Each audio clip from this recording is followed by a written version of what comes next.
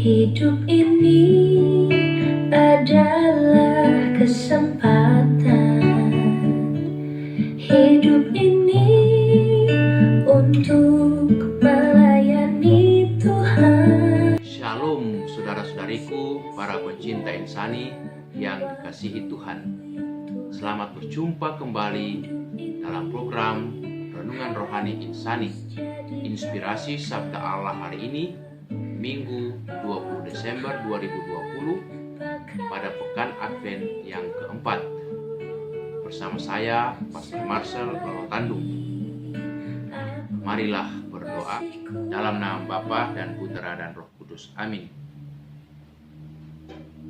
Bapa yang Maha Baik, kami bersyukur karena Engkau berkenan hadir di tengah-tengah kami melalui Putramu yang sedang kami nantikan.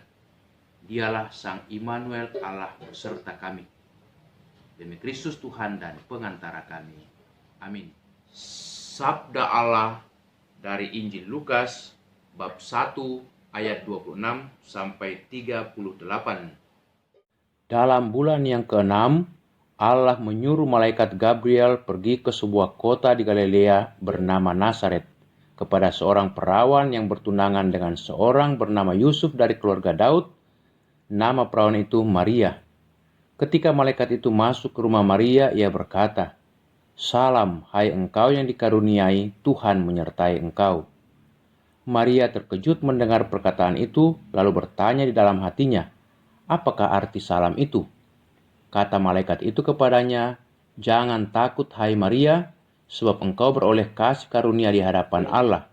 Sesungguhnya engkau akan mengandung dan akan melahirkan seorang anak laki-laki, dan hendaklah engkau menamai dia Yesus.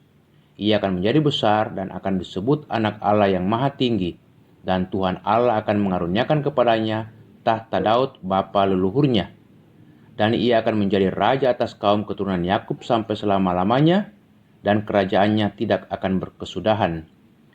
Kata Maria kepada malaikat itu, "Bagaimana hal itu mungkin terjadi karena aku belum bersuami?" Jawab malaikat itu kepadanya, "Roh Kudus akan turun atasmu dan kuasa Allah yang Maha Tinggi menaungi engkau. Sebab itu anak yang akan kulahirkan itu akan disebut Kudus Anak Allah. Dan sesungguhnya Elisabet sanakmu itu, ia pun sedang mengandung seorang anak laki-laki pada hari tuanya, dan inilah bulan yang ke-6 bagi dia yang disebut mandul itu. Sebab bagi Allah tidak ada yang mustahil."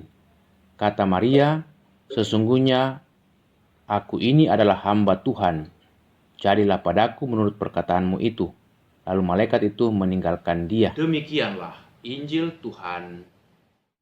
Saudara-saudari, pencinta insan yang dikasihi Tuhan. Hari ini kita sudah memasuki hari Minggu Advent yang keempat. Artinya kedatangan Tuhan yang kita nantikan dan yang kita rindukan ini sudah semakin dekat. Sekitar 700 tahun yang lampau, Nabi Yesaya menubuatkan kedatangan Yesus Sang Immanuel ini.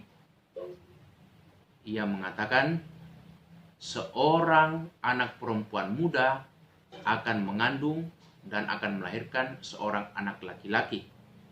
Dia akan menamai anaknya itu Immanuel, yang artinya Allah beserta kita. Yesaya 7 ayat 14. Ya, Allah akan hadir di tengah-tengah kita. Allah akan senantiasa mendampingi kita, bahkan Allah mengerti, memahami segala pergumulan, situasi dan kondisi kita, sehingga Allah mau menyertai kita karena Allah itu setia. Janji kesetiaan Allah ini nyata dalam diri Yesus putranya sendiri. Ketika Yesus mengatakan, "Aku akan menyertai kamu sampai akhir zaman." Itu dikatakan oleh Yesus kepada para muridnya dan banyak orang. Artinya Yesus itu setia dan dia tidak akan pernah meninggalkan kita, terlebih saat kita berkenan mau melaksanakan panggilan kita untuk mewartakan kebaikan, sukacita, dan kabar gembira kepada sesama. Itulah janji Allah menyertai kita. Dia Sang Immanuel. Jadi Yesus sendiri adalah Sang Immanuel itu. Dalam bacaan pertama hari ini, Allah menyatakan kesetiaannya. bahwasanya ia akan senantiasa menyertai Raja Daud, menolong, bahkan akan memberikan kemuliaan kepada Raja Daud di antara bangsa-bangsa. Ia mengatakan, "Aku akan menyertai engkau di segala tempat yang kau jalani, dan telah melenyapkan semua musuh dari hadapanmu. Dan aku akan membuat namamu besar seperti nama orang-orang besar yang ada di bumi." 2 Samuel bab 7 ayat 9. Allah menyertai Daud hambanya. Dia senantiasa menolong, bahkan menyatakan kemuliaannya lewat kehebatan dan juga lewat keberhasilan Daud mempersatukan kerajaan ini, kerajaan Israel menjadi satu kerajaan yang besar, bahkan juga menguasai berbagai kerajaan-kerajaan di sekitarnya. Memang pada zaman Daud, Israel menjadi sangat populer dan sangat kuat, sehingga Daud sendiri menjadi sangat terkenal dan sangat dipuji, sangat dibanggakan oleh bangsa Israel. Itulah kemuliaan bagi Raja Daud.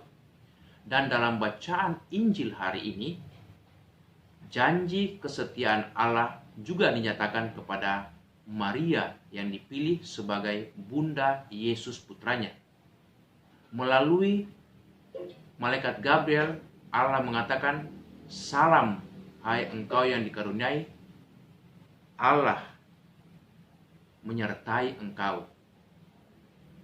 Jadi, Maria yang terberkati, yang dipilih khusus untuk menjadi Bunda Yesus Putra Allah, senantiasa didampingi, disertai oleh Allah dalam seluruh perjalanan misi, pelayanannya, pergumulannya.